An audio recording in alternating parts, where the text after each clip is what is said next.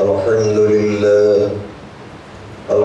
لله نحمده ونستعينه ونستغفره ونؤمن به ونتوكل عليه ونعوذ بالله من شرور أنفسنا ومن سيئات أعمالنا من يهده الله فلا مضل له ومن يضلله فلا هادي له ونشهد أن لا إله إلا الله وحده لا شريك له ونشهد أن سيدنا ومولانا محمدا عبده ورسوله الذي أرسل إلى الناس كافة بشيرا ونذيرا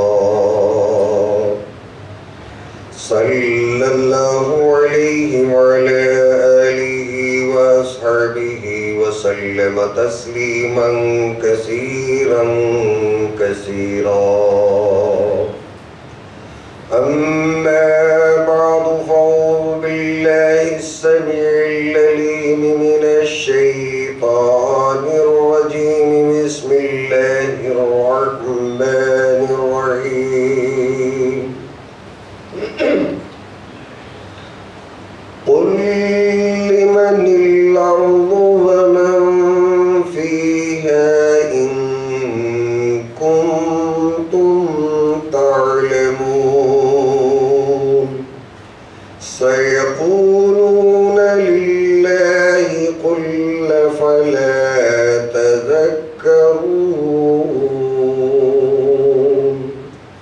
قل من رب السماوات السبع ورب العرش العظيم سيقولون لله قل فلا تتقون قل من بيده ملكوت كل شيء وهو يجير ولا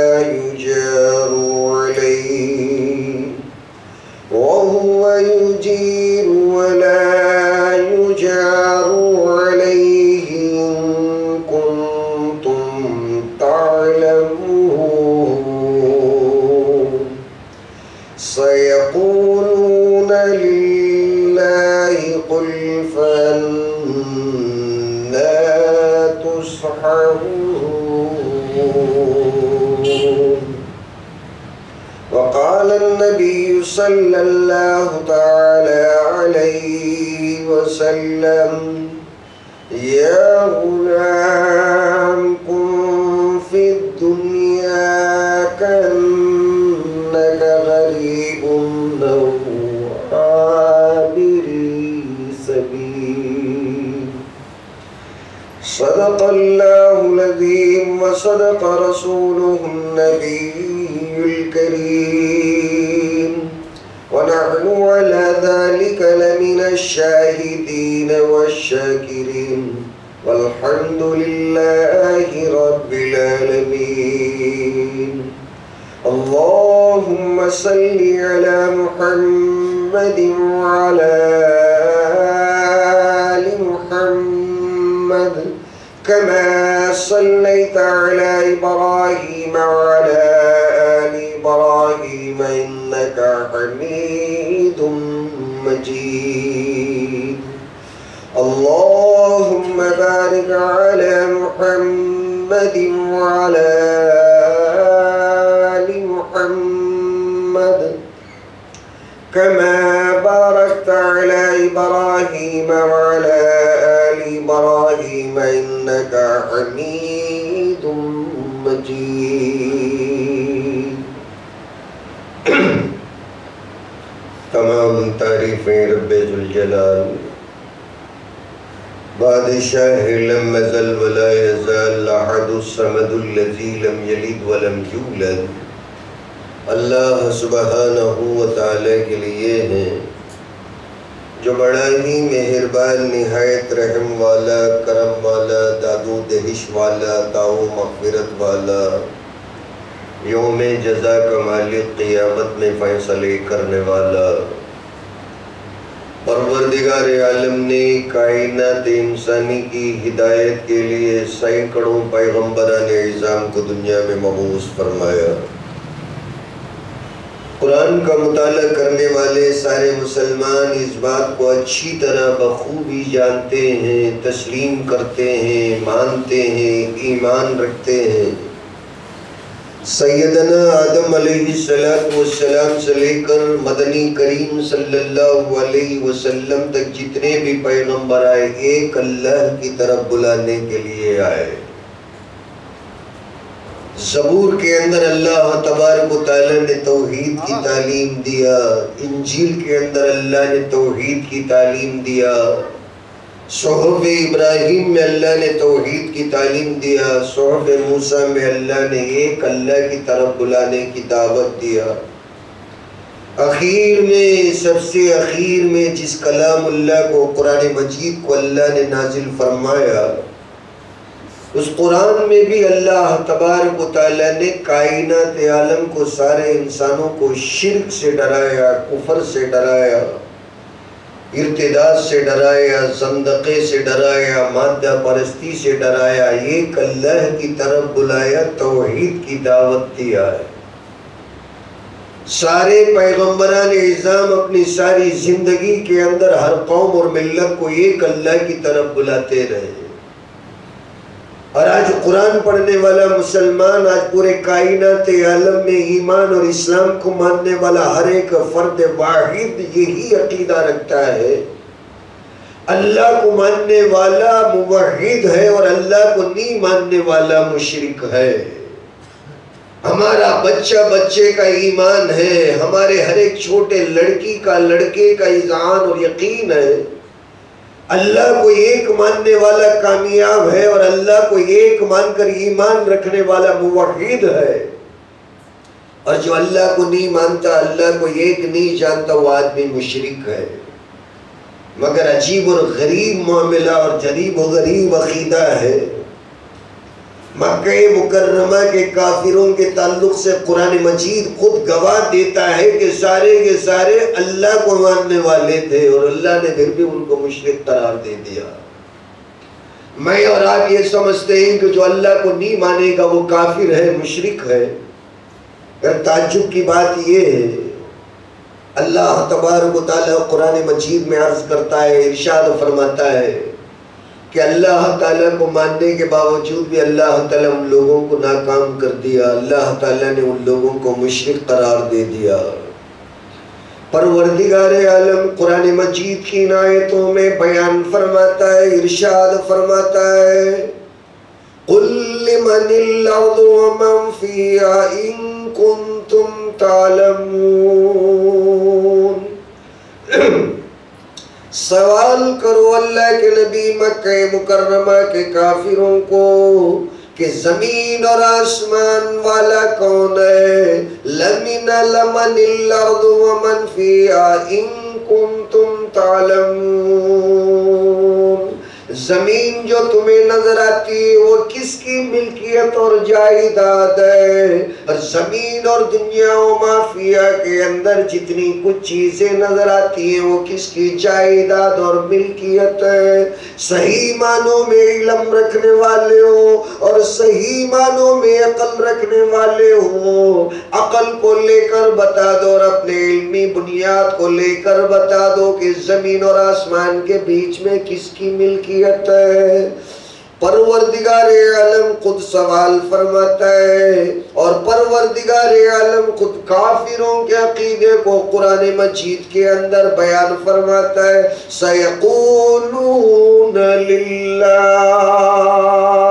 سارے کے سارے کافر ایک زبان ہو کر ارشاد فرمائیں گے، ایک زبان ہو کر عرض کریں گے، اللہ کے نبی آپ تمام کے تمام سنیں گے، جو اللہ کو نہیں ماننے والا ہے وہ اللہ کے معنی میں سوال کے جواب میں کہے گا زمین اور آسمان کا مالک اور زمین اور آسمان کے بیچ میں جو کچھ بھی وہ اللہ کا ہے۔ ہمارا یہ عقیدہ ہے، ہم یہ سمجھتے ہیں کہ ابو جہل اور ابو لہب اللہ کو نہیں مانتے تھے۔ اللہ سوال فرماتا ہے، سوال کہنے کے اللہ تبارک و تعالیٰ تاکید کرتا ہے، ذرا ابو جہل اور ابو لہب سے پوچھ کر دیکھو، قُلْ مَنِ الْأَرْضُ وَمَنْ فِيهَا، زمین اور آسمان کے درمیان میں جو کچھ تمہیں نظر آتا ہے وہ کس کا ہے؟ اور اگر ابو جہل اور ابو لہب کہتا کہ جو کچھ نظر آتا ہے وہ لات اور عزا کا ہے، جو مکہ مکرمہ میں کعبۃ اللہ میں جو بتوں کو ہم رکھے ہیں ان بتوں کی ساری جائیداد ہے، تو ہر ایک انسان کہہ سکتا تھا کہ یہ تو کافر ہے، مشرک ہے، اللہ کا نافرمان ہے، باغی ہے، بغاوت کرنے والا ہے۔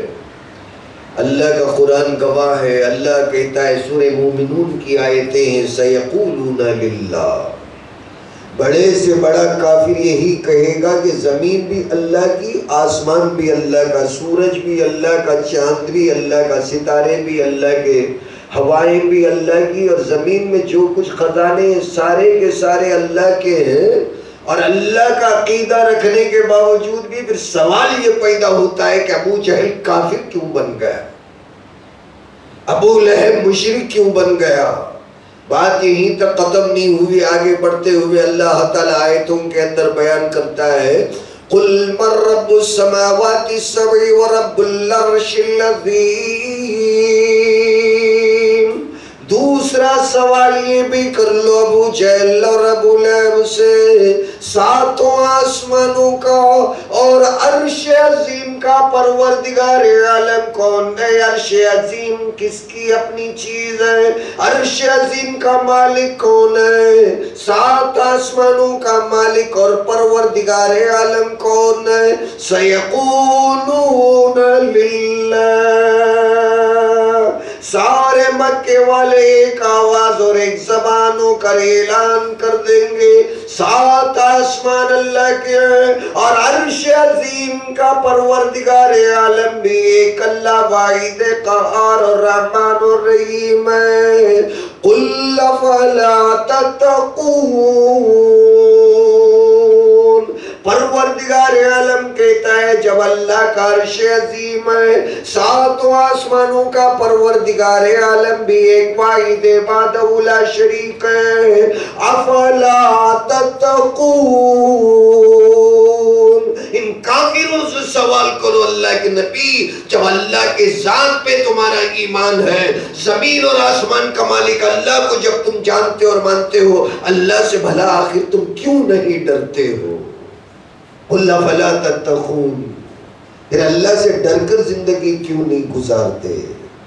اللہ کی ذات پہ بھروسہ ہے، ایمان ہے، اور پھر بھی ہمارا سوال باقی رہ جاتا ہے، اللہ کے آسمانوں کو اللہ کی ملکیت مان کر ابو جہل آخر کافر کیوں بن گیا؟ زمین کو اللہ کی جائیداد ماننے کے باوجود بھی ابو جہل آخر کافر کیوں بن گیا؟ تاجدار مدح رسالت محمد صلی اللہ علیہ وسلم کے ذریعے سے پروردگار عالم نے سورہ مومنون کے اندر 2-3 سوالات بیان فرمائے۔ اللہ کے نبی ایک اور سوال بھی مکہ مکرمہ کے کافروں سے پوچھ لینا، جواب کیا آتا ہے سن لینا۔ سوال بھی اللہ نے فرمایا اور جواب بھی پروردگار عالم قرآن مجید میں ارشاد فرماتا ہے، قُلْ مَنْ بِيَدِهِ مَلَكُوتُ كُلِّ شَيْءٍ وَهُوَ يُجِيرُ وَلَا يُجَارُ عَلَيْهِ، سب سے بڑا محترم بشان اور عظمتوں والا اہمیت والا سوال ہے۔ تیسرا سوال یہ بھی کر لو، مَنْ بِيَدِهِ مَلَكُوتُ كُلِّ شَيْءٍ، ہر چیز کی بادشاہت اور اقتدار اور حکومت کس کی ہے؟ حکومت کی جہاں بات آئی نا تو بڑے سے بڑا آدمی بھی ماننے سے مکر جاتا ہے. آسمانوں کی بات ہے تو چلو مان لیا، زمین کی بات ہے تو چلو مان لیا، حکمرانی کی سلطنت کی بات آئی تو کوئی بھی آدمی تو ماننے کے لیے تیار نہیں ہوگا. اب دکھتے رگوں پر اللہ تبارک و تعالیٰ اپنے وحدت الوجود کے کوڑے کو رکھ کر فرماتا ہے، سوال کرتا ہے من بیدہ ملکوت کل شیء. اللہ کے نبی سوال کرو بادشاہت پورے کائنات عالم کے اندر کس کی چلتی ہے؟ لات اور عزا کی چلتی ہے، بتوں کی چلتی ہے، ابو جہل اور ابو لہب کی چلتی ہے، یا ایک واحد قہار پروردگار عالم کی چلتی ہے؟ وہ یجیر ولا یجار. اور اللہ نے یہ صفت بھی بیان فرما دیا، وہ پناہ دینے والا پروردگار ہے اور اللہ کو کسی کے پناہ کی ضرورت نہیں ہے.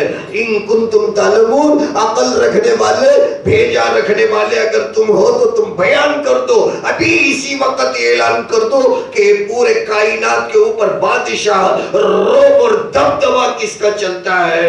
اللہ کہتا ہے سیقولون للہ. سارے کافر ضرور یہی اعلان کر دیں گے بادشاہت بھی اللہ کی چلتی ہے، آسمان بھی اللہ کا، زمین بھی اللہ کا، عرش الہی بھی اللہ کا، عرش عظیم بھی اللہ کا، ہوائیں اللہ کے، سورج چاند ستارے سیارے شمس اور قمر اجیالے روشنی تاریکیاں، ذرہ ذرہ کائنات عالم کا، پروردگار عالم کا. اور آخر میں یہ بھی اعلان کر دیا کہ عالم کے اوپر جو حکومت کرتا ہے اور شہنشاہیت کرتا ہے، سلطنت کرتا ہے، حکمرانی و اقتدار کو قائم کرتا ہے، سیقول للہ. اللہ تبارک و تعالیٰ ہی پورے کائنات عالم کا حکمران اور بادشاہ ہے. قل افلا تسحرون. آخر تمہیں کس بات کا دماغ پلٹ گیا؟ آخر تمہیں کون سے بات کی جادو چل گئی کہ اتنی باتیں ماننے کے باوجود بھی اللہ سے نہیں ڈرتے؟ اللہ کی بادشاہت ماننے کے باوجود بھی اللہ کہتا ہے کہ ابو جہل مسلمان نہیں ہوا. اللہ کی قدرت ماننے کے باوجود بھی ابو لہب اللہ تبارک و تعالیٰ کا غلام نہیں بنا. اور آج ہم بھی اللہ کو مانتے ہیں، ابو جہل بھی اللہ کو مانا، میں نہیں بلکہ قرآن کہتا ہے. قرآن شاہد عدل ہے. سارے کے سارے مکہ مکرمہ کے کفار اللہ کا نام جانتے تھے اور اللہ کی قسمیں کھایا کرتے تھے. اور ایک جگہ دوسری جگہ اللہ نے قرآن مجید کے اندر ارشاد فرمایا، سمندر کے اندر جب یہ لوگ چلے جاتے اور وہاں طوفان بپا ہو جاتا، کشتی ڈوبنے لگتی، سارے کے سارے کافر مل کر آسمانوں کے طرف چہرہ اٹھا کر اللہ سے گڑ گڑاتے، اللہ تو ہی ہمیں بچانے والا ہے. اور اللہ جب ان پہ رحم کھا کر ساحل کی طرف بھیج دیتا پھر تو طغیانی شروع کر دیتے، منمانی شروع کر دیتے، اللہ کو بھلا دیتے. اللہ کے بچانے کا یقین رکھنے والا، طوفانوں میں اللہ کو یاد کرنے والا، زمین اور آسمان کی ملکیت اور شہنشاہیت کے معاملے میں اللہ کے معاملے میں اقرار کرنے والا، پھر بھی اللہ کہتا ہے قُلْ يَا أَيُّهَا الْكَافِرُونَ لَا أَعْبُدُ مَا تَعْبُدُونَ.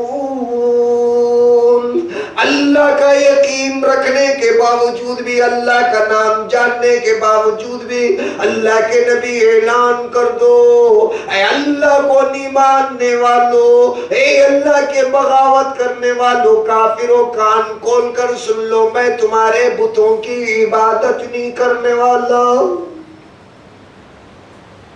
آخر اللہ کو مان کر بھی ایک کافر کیوں بنے؟ کون سی وجہ ہے کہ سارے چیزوں میں اللہ کے ذات اور صفات کا یقین رکھنے کے باوجود بھی کافر بن گئے؟ اس کا جواب اللہ تعالیٰ ایک کلام کا اعجاز ہے. سوال تو یہاں فرمایا اور جواب اللہ تعالیٰ 2-3 پاروں کے بعد میں سورہ زمر کے اندر ارشاد فرمایا کہ آخر یہ لوگ اللہ کا یقین رکھنے کے باوجود بھی پروردگار عالم کے نظر کے اندر کافر کیوں بن گئے؟ والذین اتخذوا من دونی اولیاء، پروردگار عالم کے کے ذات پر یقین رکھنے کے باوجود بھی ان لوگوں نے اللہ کو چھوڑ کر دوسرے لوگوں کی عبادت شروع کر دی۔ سوال کیا کہ تو لات اور عزا کی کیوں پوجا کرتا ہے؟ مٹی کے بتوں کے سامنے اپنے آپ کو کیوں گرا دیتا ہے؟ رکوع کیوں کرتا ہے؟ سجدہ کیوں کرتا ہے؟ اللہ کو ابھی تو تین پاروں کے پہلے مان کر چلا ہے۔ آسمان سے پانی اتارنے والا اللہ کہہ کر چلا، زمینوں کا مالک اللہ کہہ کر چلا، سورج اور چاند کا مالک اللہ کہہ کر چلا، سمندروں میں طوفان آ گیا تو اللہ کہہ کر چلا، ہواؤں کا مالک اللہ کہہ کر چلا، عرش عظیم کا مالک اللہ کہہ کر چلا، ابھی تو دو تین پاروں کے پہلے کہہ کر چلا ہے، اور آج تو کیسے اللہ تعالیٰ کا مشرک اور کافر بن گیا ہے؟ ارشاد فرمایا ما نعبدهم الا لیقربونا الی اللہ۔ سارے کے سارے کافروں نے اعلان کیا اللہ کو انکار کرنے کی وجہ سے نہیں ہے، اللہ کو تو ہم مانتے ہیں، اللہ کو ماننے کے باوجود بھی کافر کیوں بن گئے؟ اللہ کہتا ہے کہ ہم یہ سارے بتوں کی عبادت اس لیے کرتے ہیں تاکہ قیامت کے دن یہ لوگ اللہ تعالیٰ کے عذاب سے ہم لوگوں کو بچا دیں گے، سفارش کر دیں گے، ریکمنڈ کر دیں گے۔ ہم اللہ کے پاس کھڑے ہو نہیں سکتے، اللہ ہماری بات سننے والا نہیں ہے، اس لیے کہ اللہ بڑے بڑوں کی بات سنتا ہے، ہماری بات نہیں سنتا، اس لیے ہم ان بتوں کی، ہمارے بزرگوں کی، ہمارے اولیاء کرام کی ہم اس لیے تعظیم چڑھاوے چڑھاتے ہیں اور ان لوگوں کی عبادت کرتے ہیں لیقربونا الی اللہ زلفا، تاکہ یہ لوگ خوش ہو کر ہمیں اللہ تعالیٰ کے قریب کر دیں گے اور اللہ ان کے تھرو ہم سے راضی ہو جائے گا۔ تین پارے پہلے جو لوگ اللہ اللہ کرتے تھے، تین پارے گزرنے کے بعد میں سورہ زمر کی پہلی آیتوں کے اندر اللہ تعالیٰ نے ان کے پول کو کھول دیا۔ میں تین پارے پہلے تو ان کے زبان سے اقرار کرایا قرآن پڑھنے والے مسلمانوں کہ اللہ کون ہے، تو تین پارے پہلے ان لوگوں نے سورہ مومنون کے اندر تو اقرار کر دیا اللہ، لیکن میں ماننے کو تیار نہیں تھا، اور تمہارے دماغ میں دل اور دماغ کے اندر سوال پیدا ہو گیا تھا کہ آخر اللہ اللہ کہنے کے باوجود بھی اللہ ان لوگوں کو مسلمان کیوں نہیں کہتا ہے؟ سوال کا جواب تین پارے پڑھ جانے کے بعد میں، تلاوت کر جانے کے بعد میں، ترجمہ تفسیر دیکھ جانے کے بعد میں، آج یہاں پہنچ کر سورہ زمر کی پہلی آیتوں میں اللہ نے جواب ارشاد فرما دیا کہ درمیان میں یہ لوگ بندوں کو لا کر کھڑا کر دیے کہ ان لوگوں کو خوش کرنے کی صورت میں خوش ہو جاؤں گا۔ اسی کا نام شرک ہے۔ بندے کے اللہ کے درمیان میں کوئی آ جاتا ہے تو اللہ تبارک و تعالیٰ اس بندے کو ایمان سے خارج کر کر مشرکین میں شامل کر دیتا ہے۔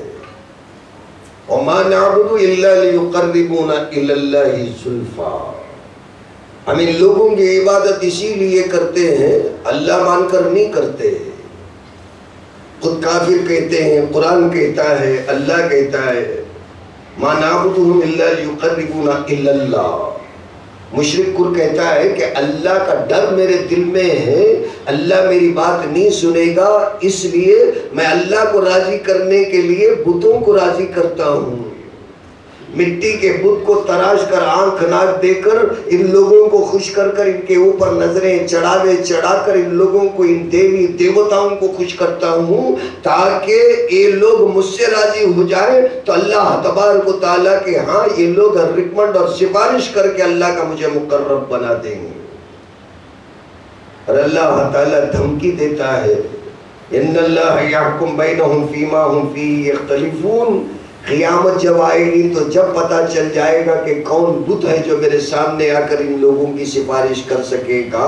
یحکم بینہم فیما ہم فیہ یختلفون، قیامت کے دن اللہ جب حکومت کرتا ہوا حکم نافذ کر دے گا، فیصلہ نافذ کر دے گا، تو یہ درمیان میں جو آپس میں جھگڑا کرتے تھے، اختلافات کرتے تھے، وہ اختلافات کا پول کھل جائے گا۔ ان اللہ لا یہدی من هو کاذب کفار، سخت الفاظ ہیں اللہ کے شرک کرنے والوں کے تعلق سے فرمایا اللہ تعالیٰ ہرگز ہدایت نہیں دے گا اس انسان کو جو جھوٹا ہے اور کفر کرنے کے اندر حد سے زیادہ تجاوز کر جاتا ہے۔ فرمایا اللہ ہدایت دینے کو نہیں ہے، من ہوا کاذب کفار، اور جو انسان کے اللہ تعالیٰ کو جھٹلاتا ہے اور اللہ تبارک و تعالیٰ کو انکار کر جاتا ہے، کفار سب سے زیادہ کفر کرتا ہے۔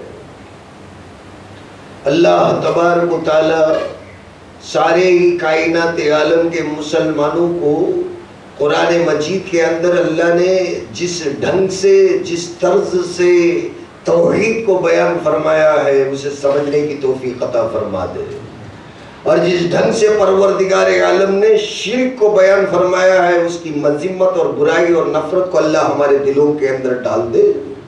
اللہ اللہ کرنا تو سب کو آتا ہے، مگر اللہ کے مان کر چلنا اللہ کے فضل سے بہت ہی کم لوگوں کے نصیبے میں آتا ہے۔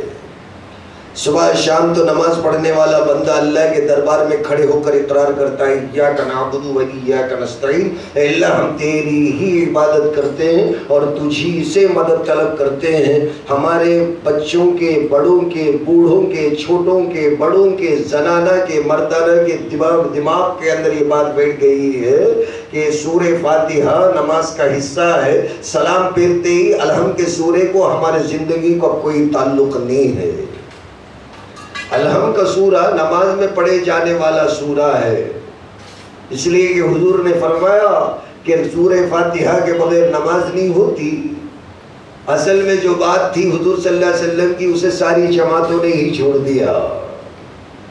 فاتحہ کے بغیر نماز نہیں ہوتی، مسائل کے اندر ساری قوم اٹک کر رہ گئی۔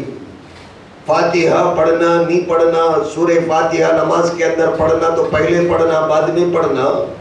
حضور صلی اللہ علیہ وسلم نے ارشاد فرمایا لا صلاۃ الا بفاتحۃ الکتاب، سورہ فاتحہ کے بغیر تیری کوئی نماز ہی قبول نہیں ہوتی۔ اور جب نماز اللہ کی غلامی کرتے ہوئے ہاتھ اٹھا کر مانگنے کے لیے جب بندہ نماز پڑھتا ہے، اس کی عدالت میں، اس کی کچہری میں، اس کے اپنے گھر کے اندر آ کر جب بندہ پڑھتا ہے، ایسے نماز کو بھی جو اللہ قبول نہیں کرے گا تو یہاں سے نکل کر باہر جائے گا تو کون سے حرکت کو قبول کرے گا؟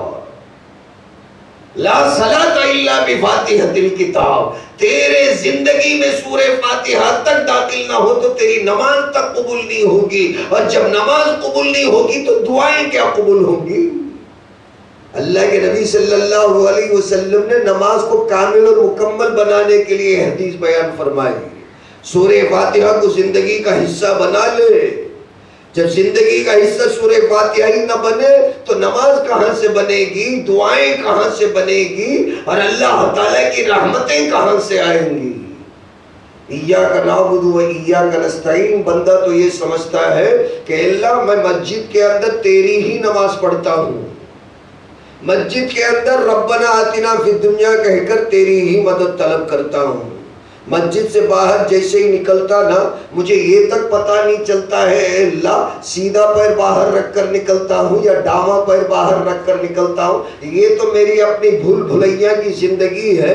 مسجد میں آنے کے بعد تو اللہ ایاک نعبد و ایاک نستعین، جیسے ہی نماز ختم ہو جائے اے اللہ مسجد کے باہر نماز نہیں پڑھتا تو وہاں ایاک نعبد کی بھی ضرورت نہیں اور ایاک نستعین کی بھی ضرورت نہیں ہے۔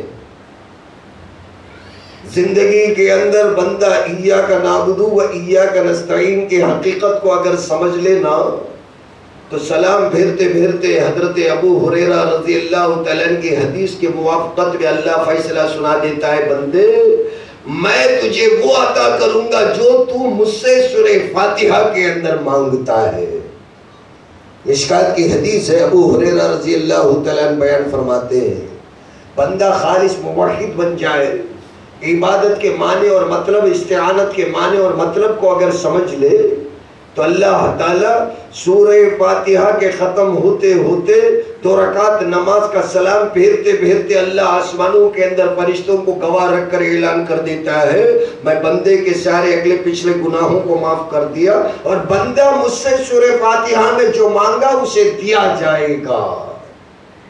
نصف لی و نصف لعبدی، حضور صلی اللہ علیہ وسلم نے فرمایا، حدیث قدسی میں آتا ہے بندہ جب الحمد کا سورہ پڑھتا ہے تو اللہ بڑا خوش ہوتا ہے، اور اللہ تعالیٰ خوش ہو کر فرشتوں سے کہتا ہے حمدنی عبدی، بندہ دیکھو فرشتوں مجھے دیکھے بغیر میری تعریف بیان کرتا ہے۔ بندے کی مجال نہیں جی اللہ کی تعریف بیان کرنا، اللہ خود اپنی تعریف بیان کر کے بندہ جب کہتا ہے اسی الفاظ کو دہراتا ہے تو اللہ کہتا ہے جیسے بندہ اپنے الفاظ میں تعریف کیا ہو.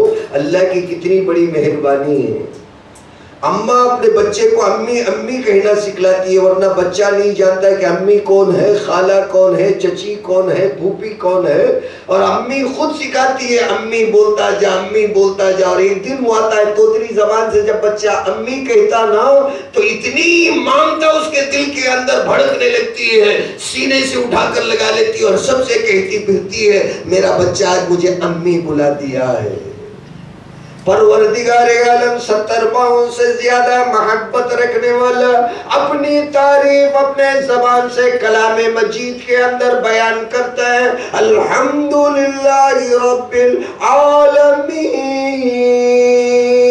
بندہ اللہ کی تعریف بیان نہیں کر سکتا تو بندے کو اللہ سکھاتا ہے، ایک ایک رکعت کے اندر سکھاتا ہے، ایک ایک نماز کے اندر 4 مرتبہ سکھاتا ہے. صبح سے شام تک 300 مرتبہ سورہ فاتحہ کے اندر اللہ اپنی تعریف سکھاتا ہے.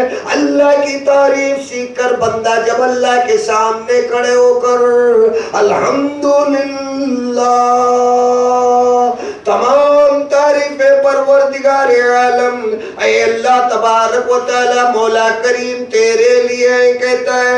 اپنی زبان کو سن کر اپنی تعریف کو سن کر اللہ جبریل کے سامنے کہتا ہے حمیدنی عبدی. جبریل سنا میرا بندہ میری تعریف کرتا ہے.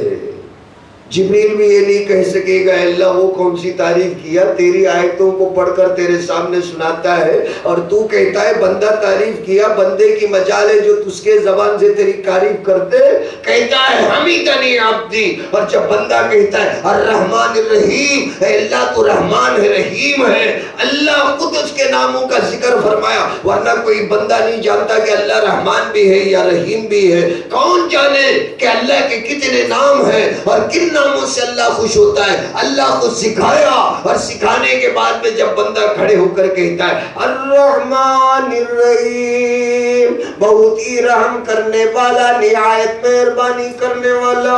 جبریل اور میکائیل کے سامنے اللہ کہتا ہے مجدنی عبدی. جبریل جانتا ہے میرا بندہ میری بزرگی بیان کرتا ہے. کوئی میکائیل اور اسرافیل یہ نہیں کہے گا اے اللہ نہ تو وہ رحمان کو جانتا ہے نہ رحیم کو جانتا ہے. تو بیان کیا کہ تو رحمان ہے، تو بیان کر لیا کہ تو رحیم ہے. ورنہ بندے کو کیا پتا کہ بندے کے خاندان والے بھی نہیں جانتے، کنبا قبیلے والے نہیں جانتے کہ تو رحمان بھی اور رحیم بھی ہے. تیرے سکھائے ہوئے الفاظ تیرے سامنے دہراتا ہے تو اللہ تو کیسے خوش ہو جاتا ہے. کوئی نہیں کہے گا.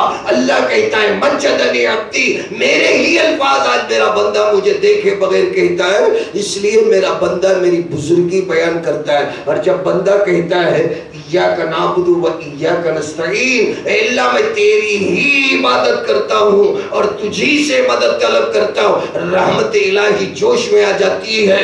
سینکڑوں ہزاروں اربوں کھربوں فرشتوں کے سامنے اللہ اعلان کرتا ہے صدق عبدی، میرا بندہ سچ کہتا ہے اس لیے کہ یہ میرے سوا کسی کی عبادت نہیں کرتا. جب اللہ کسی کے بندے کے بارے میں یہ سرٹیفکیٹ اگر فرشتوں کے سامنے دے دے نا، یقین مانو اللہ تبارک و تعالیٰ کے ذات کی قسم ہے اللہ ایک بار کسی کو سچا کرنے کے بعد میں زندگی میں وہ کبھی جھوٹا ہو نہیں سکتا.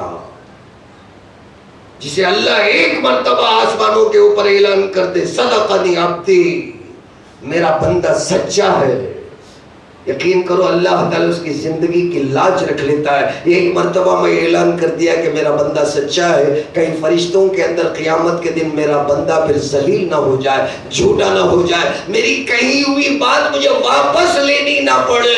یہ اللہ کے پریسٹیج کا مسئلہ ہے، اللہ کی عزت کا مسئلہ ہے. ایک مرتبہ اگر اللہ کہہ دے صدق عبدی، میرا بندہ سچ کہتا ہے، میرے سوا کسی کی عبادت نہیں کرتا اور میرے سوا کسی کے سامنے ہاتھ نہیں پھیلاتا. جانتے ہیں اس کے بعد پھر کیا ہوگا؟ بندے کی جتنی بھی ضرورتیں پوری ہوں گی نا، اس آیت کے پڑھنے کے بعد اگر اللہ اعلان کر دے تو پوری ضرورتیں اللہ پوری کر دیتا ہے. حضرت جنید بغدادی رحمت اللہ علیہ توحید کے بارے میں ایک بڑا عجیب مسئلہ بیان کیے ہیں.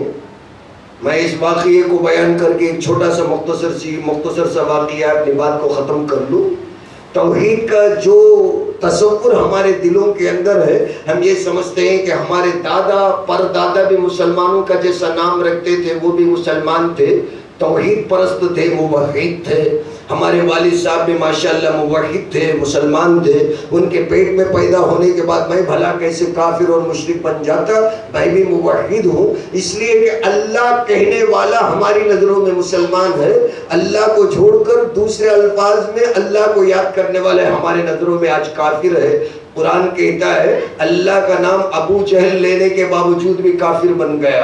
ابو لہب اللہ کا نام اللہ کی قسمیں کھانے کے باوجود بھی کافر بن گیا. کیوں؟ عبادت کی جب بات آئی نا، عبادت کے اندر، غلامی کے اندر ان لوگوں نے اللہ کے ساتھ دوسروں کو بھی پارٹنر بنا دیا.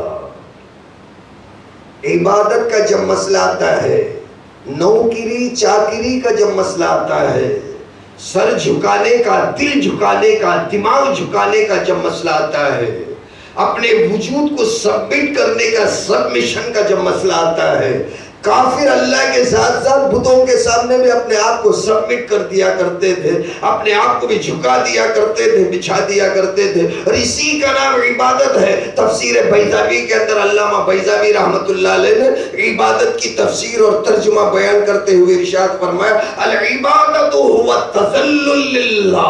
عبادت کا مطلب ہے اللہ کے لیے آدمی کا فنا فی اللہ ہو جانا، اللہ کے احکام کی پیروی کے اندر مر جانا عبادت کہلاتا ہے. فجر کی نماز پڑھنا اللہ کی عبادت ہے، ہمارا بچہ جانتا ہے. سورج جب نکلتا ہو، کوئی آدمی جوش میں آ گیا کہ نماز کی اسے محبت آ گئی، سورج بھی نکلتا ہے تو صلاۃ التسبیح پڑھنے کی نیت کر کر اب کھڑا ہو گیا. تو آپ تمام کے تمام بتائیے، کسی بھی مفتی اور عالم اور فاضل سے پوچھئے کہ نیت تو اس کی اچھی ہے، اللہ کو راضی کرنے کے لیے صلاۃ التسبیح کی نیت کر کر کھڑا ہو گیا. ادھر سورج طلوع ہو رہا ہے، شعاعیں پھینک رہا ہے، سرخیاں پھینک رہا ہے، اور ایسے میں یہ بندہ اللہ کا سجدہ کرتا ہے، اللہ کی عبادت کرتا ہے. ہماری نظروں میں عبادت ہے وصلی للہ تبارک و تعالی صلاۃ الاشراق. اشراق کی نماز سورج طلوع ہونے کے حالت میں پڑھتا ہے، ٹاٹ میں لپٹ کر پرانے کپڑے میں اللہ اس کے منہ پر نماز دے مارے گا. نماز پڑھتا ہے اللہ کا بندہ، کتنی محنت سے پڑھتا ہے. سورج طلوع ہو رہا ہے اور ایسے میں اللہ کی عبادت کرتا ہے، رکعت بھی وہی باندھا ہے اللہ کے لیے میں اشراق کی نماز پڑھتا ہوں. اللہ ماننے کو تیار نہیں. روایات میں آیا ہے ایسی نماز کو اللہ تعالیٰ اوپر سے پرانے کپڑے کے اندر، ٹاٹ کے اندر لپٹ کر بندے کے منہ پر دے مار دیتا ہے. کیوں؟ اللہ کے حکم کے خلاف نماز پڑھتا ہے. اللہ کے نبی صلی اللہ علیہ وسلم نے بیان فرمایا کہ وضو بنانے کے بعد نماز پڑھنا، ورنہ نماز نہیں ہونے والی. اور کوئی بندہ وضو بنائے بغیر، وضو کی نیت کیے بغیر، خوب بہا کر دھو کر وضو ہی نہیں بنایا اور سیدھے عطر وغیرہ سرما لگا کر نماز پڑھنے کو چلا آیا، تو پھر کیا اسی صورت میں کسی بھی مفتی سے، فاضل سے، عالم سے پوچھئے، اللہ کا حکم ہے اذا قمتم للصلاة فاغسلوا وجوهكم وأيديكم إلى المرافق. قرآن کہتا ہے نماز پڑھنے کا ارادہ کرنے کی صورت میں وضو بنا لو. وضو بنانا فرض ہے.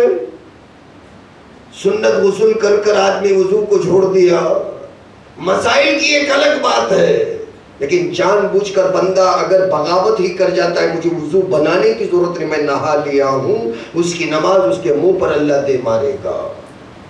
عبادت کا معنی یہی مفسرین اکرام نے بیان فرمایا التذلل للہ، ساری زندگی ہر معاملے میں اپنے آپ کو اللہ کے سامنے عاجز بنا دینا، اللہ جو حکم کرے اس کے مطابق زندگی گزارنے کا نام عبادت ہے۔ اس عبادت کے تصور کو لے کر بندہ جب نماز پڑھتا ہے تو اللہ آسمانوں پہ ایک نہ ایک دن اس کے 70 سالہ زندگی میں اگر اعلان کر دیتا ہے صدق عبدی، یقین مانو اللہ ہمارے نمازوں پر اس طرح آسمانوں پر اعلان کر دے، آمین ثم آمین۔ ایک بھی نماز پر اگر اللہ تعالیٰ لبیک کہہ دے، بندہ کا جنتی ہو جانا یقینی ہے۔ جس کے سورہ فاتحہ کے تعلق سے اللہ اعلان کر دے میرا بندہ سچا ہے، اسی ایک اعلان کے لیے اللہ بار بار حی علی الصلاۃ کہہ کر نمازوں کو بلاتا ہے۔ بندے، میں بہت سارے لوگوں کو نماز کے حالت میں سرٹیفائی کر دیتا ہوں، تصدیق کر دیتا ہوں، گواہی دے دیتا ہوں کہ میرا بندہ سچا ہے۔ کیا تو سچا بننے کے لیے آنے والا نہیں ہے؟ کیا تو سچا بننا چاہتا نہیں ہے؟ میں تجھے سچوں میں شامل کرنا چاہتا ہوں میرے بندے، آجا حی علی الصلاۃ، نماز کی طرف آجا، تاکہ تجھے میں سچوں کے اندر شمار کر دوں۔ کلام میرا، تعریف میری، صرف دہرا دے میرے سامنے، نقل کر دے میرے سامنے، میں تجھے سچوں کے اندر شمار کر دوں گا۔ اللہ کے الفاظ کو لے کر بھی اللہ کے سامنے دہرانے سے بندہ کہتا ہے مجھے آج تلک فرصت نہیں ملی ہے۔ اور اللہ تعالیٰ بڑے فرصت سے بیٹھے ہیں، کیوں؟ اللہ کو تو فرصت ہے، اللہ کے بندوں کو فرصت نہیں ہے۔ جو شہنشاہ ہے لم یزل ولا یزال، جو اتنا کارنامے چلاتا ہے، اتنے کائنات کو سنبھالتا ہے، اسے اور کوئی کام نہیں، بندوں کو دیکھتے ہوئے بیٹھا ہے کہ کون نماز پڑھے گا تو مجھے فائدہ مل جائے گا، کون نماز نہیں پڑھے گا تو شاید ہو سکتا نعوذ باللہ کی کمزوری آ جائے گی، خزانے کم ہو جائیں گے۔ اللہ کو کوئی کام نہیں، اللہ تو بڑے فرصت میں بیٹھا ہے، اور نماز نہیں پڑھنے والے کو البتہ فرصت نہیں مل رہی ہے۔ اللہ سب کو صحیح سمجھنے کی توفیق عطا فرما دے۔ عبادت کے اس خلاصے کو لے کر، لب لباب کو لے کر ساری زندگی اللہ کے سامنے عاجزی کرنا، اپنے آپ کو اللہ کے حوالے کر دینے کے تصور کا نام عبادت ہے۔ عبادت نماز ہی نہیں۔ تفسیر قرآن مجید کے اندر یہ سارے تفصیلات سورہ فاتحہ کے اندر ہمارے سامنے آتے ہیں۔ ایک مرتبہ آپ تمام لوگوں سے میں ایک مرتبہ پھر گزارش کر اپیل کرتا ہوں، آپ تمام لوگوں کے سامنے اعلان بھی کرتا ہوں، ہر عشاء کی نماز کے بعد میں ہر روز اس مسجد کے اندر قرآن کی تفسیر ہوتی ہے، اور بہت سارے مسائل ہمارے سامنے آتے ہیں۔ کثیر تعداد کے اندر اللہ کے کلام کو سننے کی تڑپ کو لے کر انشاءاللہ حاضر ہوتے رہے۔ اللہ مجھے بھی اور آپ کو کلام مجید سمجھا دے اور عمل کرنے کی توفیق عطا فرما دے۔ بڑے ہی مزے کا کلام ہے، اللہ سمجھنے کی توفیق عطا فرما دے، فرصت عطا فرما دے۔ جنید بغدادی رحمۃ اللہ علیہ بہت بڑے بزرگ ہیں، اللہ کے ولی ہیں، سرتاج الاولیاء، تاج الاولیاء آپ کا ایک لقب ہے۔ سورہ اولیاء اکرام جتنے بھی ہیں نا، ان کے اپنے یہ سردار کہلاتے ہیں حضرت جنید بغدادی۔ ایک زمانے کے اندر ولایت کے درجے کو پہنچنے کے بعد میں اپنے شاگردوں کے سامنے ایک مزے کی بات بیان فرمائی، کہتے ہیں کہ مجھے آج توحید کا سبق مجھے ایک عورت سے ملا۔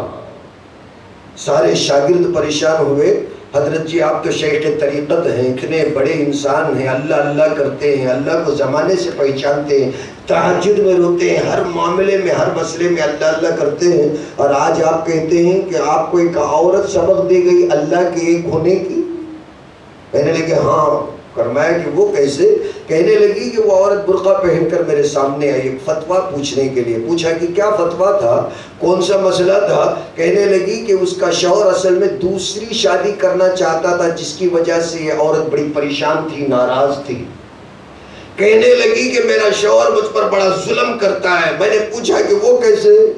عورت کہنے لگی کہ میرا شوہر میرے ہوتے ہوئے دوسرا نکاح کرنا چاہتا ہے، اس لیے آپ بہت بڑے عالم اور فاضل ہیں، اور آپ کی بات پورے بغداد کے اندر چلتی ہے، کسی عالم کے بات کی اتنی عزت اور اہمیت نہیں ہے جتنی کہ آپ کے بات کی اور آپ کے کہے ہوئے فتوے کی عزت اور اہمیت ہے۔ اس لیے اللہ کے لیے ایک چھوٹے سے چٹھی پر یہ لکھ کر دے دیجئے کہ میری اجازت کے بغیر دوسری شادی کرنا جائز نہیں ہے، بس ایک کی وجہ سے میری زندگی بچ جائے گی۔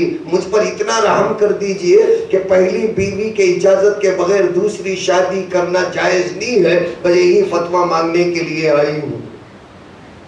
جنید بغدادی رحمت اللہ علیہ اللہ والے اللہ کے شریعت اور نبی صلی اللہ علیہ وسلم کے سنت کے خلاف فتویٰ کیسا دے سکتے؟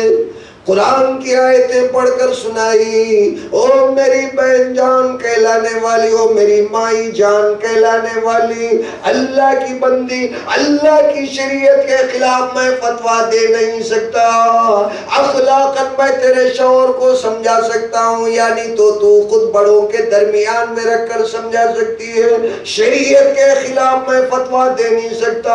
ایک کیا دو دو تین تین چار چار بیویاں کرنے کی اللہ نے قرآن مجید میں مردوں کو اجازت دے رکھی ہے۔ بھلا میں کون ہو سکتا ہوں قرآن کے خلاف فتویٰ دے دوں، اللہ کے نبی کے سنت اور احکام شریعت کے خلاف فتویٰ دے دوں؟ عورت کہنے لگی جنید بغدادی اتنی بات تو میں بچپن سے جانتی ہوں، اتنی بات تو میں بچپن سے جانتی ہوں، مگر جس کی زندگی میں حادثہ آتا نا اسی کو پریشانی کا اندازہ ہو سکتا ہے، تو مرد لوگ نہیں جانتے کہ یہ صدمہ کتنا عورتوں کے اوپر صدمہ گزرتا ہے۔ فتوے کی بات تو میں بھی جانتی ہوں، رحم اور کرم کے لیے میں تیرے سامنے آ گئی۔ اور جنید بغدادی یہ بات میں کہتے چلی جاتی ہوں، یاد رکھنا اگر میں اپنے پلوں کو نقاب کو تیرے سامنے اگر میں اتار دوں نا، میرے حسن کو دیکھ کر تو بھی تڑپ جائے گا، پھر تو میرا شوہر ہے کہ اتنی حسین اور جمیل عورت کو چھوڑ کر دوسری شادی کرنا چاہتا ہے۔ اگر میں نقاب اتار دیتی تو تجھے پتا چل جاتا کہ میں کتنی خوبصورت ہوں، اور میرا شوہر مجھے چھوڑ کر جو دوسری شادی کرنا چاہتا ہے کتنا بے وقوف ہے۔ چڑچڑا کر عورت تو چلی گئی۔ حضرت جنید بغدادی رحمت اللہ علیہ عورت کے اس کلام کو دیکھ کر اللہ کو یاد کرنے والے تو اللہ کے ولی تھے، کہنے لگے پروردگار عالم کے اس بندی کے اس چڑچڑاہٹ کے اندر مجھے اللہ کی ایک ہونے کا سبق مل گیا۔ تاجدار بطحا کی مجھے حدیث یاد آ گئی، ان اللہ جمال، پروردگار عالم سب سے زیادہ خوبصورت ہے۔ میں سوچنے لگ گیا، موسیٰ ایک جھلک کو دیکھ کر بے ہوش ہو گئے، اللہ کی خوبصورتی دیکھ نہیں سکا۔ اگر پروردگار عالم اتنا خوبصورت ہے، ایک عورت اپنے خوبصورتی کے ذرے میں دوسرے طرف اپنے شوہر کو مائل کرنا پسند نہیں کرتی، اللہ کیسے پسند کرے گا جو اتنا خوبصورت ہونے کے باوجود بھی؟ شریک کو اللہ کیسے پسند کرے گا؟ اللہ اتنا خوبصورت ہے میرے بندے، مجھے چھوڑ کر کون سے سونڈ والے کی طرف تو جا رہا ہے، کس انسان کی طرف تو جا رہا ہے، کون سے مٹی اور پتھر کی طرف جا رہا ہے؟ جانتا بھی ہے۔ خر موسیٰ صعیقا، اللہ کے نبی موسیٰ علیہ السلام اصرار کرنے لگے، ربی ارینی، اے اللہ ایک مرتبہ تو مجھے نظر آ جا، ایک مرتبہ تو مجھے نظر آ جا۔ 1000 مرتبہ اللہ سمجھایا، موسیٰ دنیا کے اندر تو میرے خوبصورتی کو برداشت نہیں کر سکے گا، حور کو تو نہیں دیکھ سکتا تو اللہ کو کیا دیکھ سکے گا؟ حورنی کے غلام کو دیکھ کر اللہ کا بندہ دہلیز پر 40 سال کھڑا ہو جائے گا، حور کو جو دیکھے گا تو 70 سال کھڑا ہو جائے گا، اللہ کے جمال اور خوبصورتی کو تو کیا دیکھ کر برداشت کرے گا؟ موسیٰ علیہ السلام کو اللہ سے محبت تھی، دیدار کو قیامت سے پہلے دنیا میں دیکھنا چاہتے تھے، اصرار فرمایا، ربی ارینی، اے اللہ اگر تو نظر آنا چاہے تو کون نہیں دیکھ سکتا، مگر تو اصل میں نظر آنا نہیں چاہتا ہے، اللہ پہ ہی بات ڈھکیل دی۔ تو اتنی بڑی کائنات کا مالک ہے، سورج کو نکالتا ہے، قمر کو نکالتا ہے، اصل میں تو نظر آنا نہیں چاہتا، یہ سارے بہانے ہیں پروردگار، ارینی مجھے نظر آ جا۔ اللہ کو جلال آ گیا کہ موسیٰ ہی مجھ سے جو ہے بدتمیزی اور گستاخی کرتا ہے، فرمایا کہ میں تجھے کوئی طور کے اوپر نظر آ جاؤں گا، ذرا کوئی طور پہ آ جاؤ۔ مفسرین نے اس آیت کی تفسیر میں لکھا ہے، غور سے سننا، اللہ تعالیٰ 70 پردوں کو سامنے لا کر 70 پردوں کے درمیان میں سے اپنے رخ زیبا سے ایک پردہ ہٹایا، اس کے اندر سے جو انوار تجلیہ چھن چھن کر ڈراپ ہو کر آخری کے اندر جو کرن طور کے اوپر پڑی، سارا پہاڑ نور کے انوار اور تجلیات سے خس و خاشاک ہو گیا، اور اللہ بڑے پیار سے کہتا ہے اب تک نخرے کرنے والا، اب تک ناز و نخرے کرنے والا، اب تک بتا بتا کہنے والا، خر موسیٰ صعیقا، موسیٰ بے ہوش ہو کر گر پڑا۔ موسیٰ علیہ السلام تاب نہیں لا سکے، اللہ کی خوبصورتی کو دیکھ نہیں سکے۔ اور اس سلسلے میں مجھے ایک اور بات یاد آ گئی، مگر وقت کی بڑی تنگ دامنی ہے، وقت گزرتا چلا جا رہا ہے۔ علماء اکرام نے لکھا معراج کے اندر نبی اکرم صلی اللہ علیہ وسلم جس راستے سے آتے تھے نا، اس راستے پہ موسیٰ علیہ السلام کھڑ کر تھے، ابراہیم علیہ السلام چلے گئے، اسماعیل چلے گئے، آدم چلے گئے، اور نجی اللہ چلے گئے، نوح علیہ السلام چلے گئے، زکریا چلے گئے، سب کے سب چلے گئے، ایک پیغمبر ہے حضرت موسیٰ علیہ السلام اس راستے کے درمیان میں کھڑے رہ گئے۔ حضور صلی اللہ علیہ وسلم جب معراج سے واپس آ رہے تھے، حدیثوں کے اندر تو آیا، آپ تو معراج کے بیان میں بار بار سن چکے ہیں، حضرت موسیٰ علیہ السلام حضور صلی اللہ علیہ وسلم سے ملاقات کی، پوچھا اللہ تعالیٰ نے آپ کو کیا دیا؟ فرمایا 50 نمازیں۔ فرمایا آپ کی امت یہ نہیں کر سکتی؟ ذرا آپ اندازہ لگاؤ موسیٰ علیہ السلام کو ہمارے اوپر اتنا رحم کیوں آیا بھیا؟ حضور صلی اللہ علیہ وسلم تو رحمت للعالمین ہے، پوچھنا چاہیے تھا، ایگزیمشن مانگنا چاہیے تھا، رعایت مانگنا چاہیے تھا، تو حضور صلی اللہ علیہ وسلم خود کر سکتے تھے۔ بنی اسرائیل کے پیغمبر ہیں، پرانے زمانے کے پیغمبر ہیں، حضور صلی اللہ علیہ وسلم نکل کے آتے ہیں تو کہتے ہیں کہ کیا دیا؟ کہا کہ 50 نمازیں دیا ہے، یہ تو ہو نہیں سکتا، آپ کی امت نہیں کر سکے گی۔ حضور صلی اللہ علیہ وسلم گئے 40 پر 5 لے کے آئے، فرمایا یہ بھی نہیں ہوگا، 40 ہوتے ہوتے 5-6 مرتبہ 50 نمازیں جا کر 5 نمازیں ہوئی۔ صوفیاء اکرام نے بیان کیا کہ اصل میں موسیٰ علیہ السلام امت کا بہانہ دیتے تو حضور جو امت سے محبت رکھتے ہیں نا، تڑپ کر اللہ کے پاس ضرور جائیں گے۔ جیسے جیسے اللہ کے انوار اور تجلیات حضور پہ آئیں گے نا، اللہ تو مجھے نظر نہیں آیا، اللہ کے نبی کے چہرے پہ جو انوار اور تجلیات اللہ نازل کرے گا، اسے دیکھ کر تو مجھے آج بھی مزہ آ جائے گا، جھک کر تو کم سے کم میں اللہ کو دیکھ سکوں گا۔ وہاں تو میں نہیں دیکھ سکا، میں پوچھ بھی نہیں سکتا، اللہ تو کہتا لن ترانی، ضد نہیں کرنا، موسیٰ تو پہلے سے بڑا ضدی ہے، ضد نہیں کرنا تو ہرگز نہیں دے سکے گا۔ پھر بھی کہا کہ دکھا دے، اور جب دکھایا تو گر گیا، موسیٰ بے ہوش ہو گیا۔ آج اللہ کو تو میں نہیں پوچھ سکتا کہ اللہ کے نبی کے ساتھ چپکے چپکے میں بھی تجھے آگے دیکھنا چاہتا ہوں، یہ مجال نہیں تھی۔ جبریل خود پیچھے ہٹ گئے، اللہ کے نبی آگے نکل گئے، اور 5 مرتبہ امت کا واسطہ دے کر حضرت موسیٰ علیہ السلام حضور صلی اللہ علیہ وسلم کے دل کو پہچانتے تھے کہ امت سے حضور صلی اللہ علیہ وسلم کو کتنا لگاؤ ہے۔ کہہ دیا آپ کی امت نہیں کر سکتی، حضور سوال یہ نہیں کہے کہ موسیٰ تم کیسے جانتے ہو میری امت نہیں کر سکتی؟ امت نہیں کر سکتی کی بات آئی تو رحمت للعالمین کیسے تڑپ گئے۔ فرمایا کہ ہو سکتا کہ نہیں کر سکتے، بڑے بزرگ فرماتے ہیں فوراً نکل کے گئے۔ حضرت موسیٰ علیہ السلام کو اصل میں ہمارے اوپر رحم نہیں تھا، اللہ کے نظاروں کو اللہ کے نبی کے چہرے کے اندر آئینے کی طرح چھپ کر دیکھنے کا مقصد تھا۔ یہ اللہ والے اللہ کے پیغمبروں کے کمالات ہیں جو ہر ایک مسئلے کے اندر اللہ کے قرب حاصل کرنے کے لیے تڑپتے ہیں۔ اللہ مجھے بھی اور آپ کو توحید اور شرک کے درمیان میں فرق کو سمجھتے ہوئے، عبادت کی اہمیت کو سمجھتے ہوئے اللہ والے بن کر اللہ والوں کی نماز پڑھنے کی توفیق عطا فرما دے۔ آمین وآخر دعوانا الحمدللہ رب العالمین۔ اور آپ لوگوں سے ایک دعا کی درخواست ہے، ہمارے حاجی صاحب عبد الرشید صاحب جو ہیں، ان کے اپنے بھائی ہیں عبد اللطیف صاحب جو میرے